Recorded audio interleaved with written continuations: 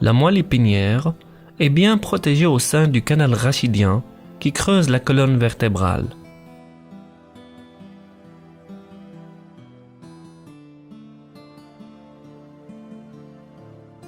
Chez l'adulte, elle est d'environ 42 cm chez la femme et 45 cm chez l'homme.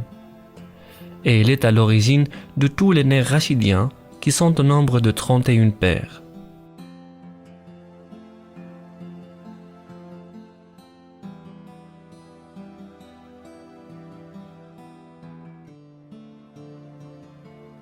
La moelle épinière, comme l'encéphale, est entourée de méninges, la pie mère, l'arachnoïde et la dure mère.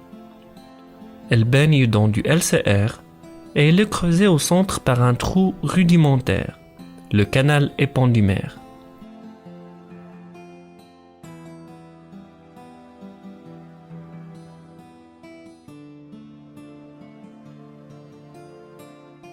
En raison du développement intra-utérin plus rapide de la colonne vertébrale, les racines nerveuses des nerfs rachidiens se trouvent décalées par rapport au trou de conjugaison dont elles émergent.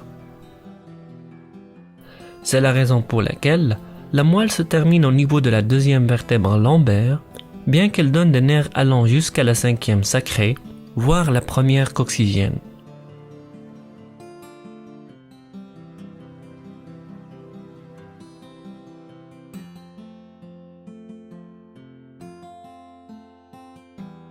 Lorsqu'on veut ponctionner du LCR, on le fait généralement au-dessous de la deuxième vertèbre lombaire, pour effectivement ne pas léser la moelle épinière.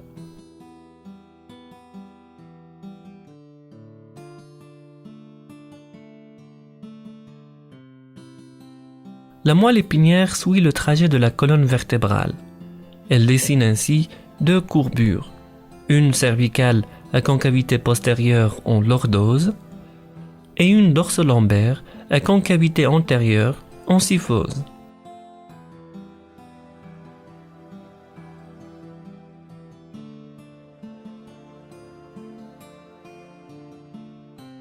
La moelle épinière présente également deux élargissements ou renflements, un cervical et un autre lombaire, ceci en rapport avec l'innervation des membres supérieurs et inférieurs.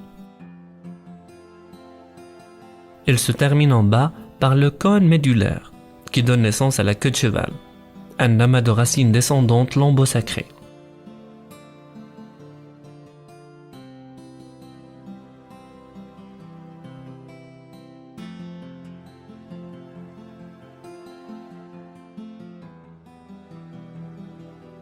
Sur une coupe transversale, la moelle épinière présente une région centrale, la substance grise qui regroupe les corps des cellules nerveuses, et une périphérique, la substance blanche constituée par les prolongements axonaux et leurs gaines de myéline.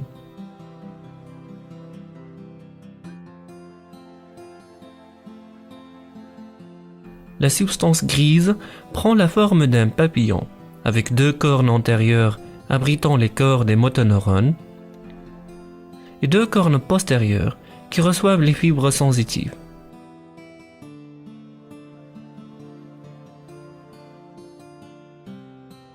Au niveau de la moelle dorsolombaire, il existe également des cornes latérales pour les corps cellulaires des fibres sympathiques.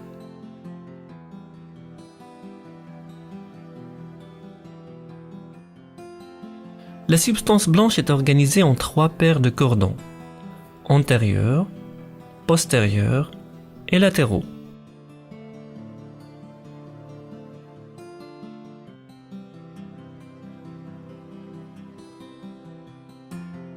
On reconnaît également à la moelle un sillon ventral qui est le plus marqué, un sillon postérieur et deux sillons latéraux à partir desquels vont naître deux paires de racines nerveuses, une antérieure motrice et l'autre postérieure sensitive.